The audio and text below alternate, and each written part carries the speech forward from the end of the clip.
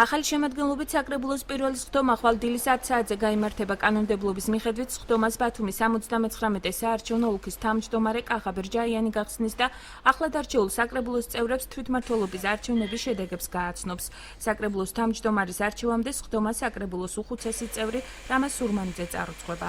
პირველ სხდომას გახსნილად აცხადებს საოლქო საარჩევნო კომისიის თავმჯდომარე. კომისიის თავმჯდომარე აკეთებს ასევე მოხსენებას არჩევნების მიმდინარეობის და შედეგების შესახებ. ამის შემდეგ საკრებულოს თავმჯდომარის არჩევამდე პერიოდში საკრებულოს სხდომას გაუძღვება უხუცესი წევრი ბატონი რამაზ სურმანიძე. შემდეგ საკრებულო მუშაობს შემდეგი საკითხების თანმიმდევრობით, ეს არის სამანდატო კომისიის არჩევა. ხვალვე სამანდატო კომისიის არჩევის შემდეგ ბათუმის ახალი საკრებულო თავმჯდომარეს მის მოადგილეს და საკრებულოს 5 მუდმივი მოქმედი კომისიის თავმჯდომარეებსაც აირჩევს. მანდატები კი შემდეგნაირად გადანაწილდა. 10 მაჟორიტარობის კანდიდატი გამოვლინდა გამარჯვებული, 10-ვე კანდიდატი არის ქართული ოცნების მიერ წარდგენილი კანდიდატი.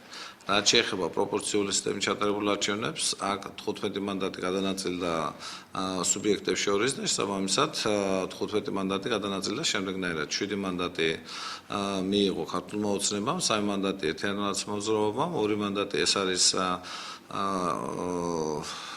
თანხამოურავი, კი ბატონო, თითო მანდატი მიიღო შესაბამისად ბურჯანაძემ, სალომე ზურაბიშვილის საქართველოსამ და 1 მანდატი ერთიანობის დარბაზმა. შესაბამისად პლენობაში 15 მანდატი გამოვიდა. ვინ იქნება საკრებულოს თავმჯდომარე ხვალ გახდება ცნობილი ძირითადად კანდიდატებად საკრებულოს ყოფილი თავმჯდომარე ირაკლი ჩავლეიშვილი და მთავრობის აპარატის უფროსი ირაკლი ჭეიშვილი განიხილებიან.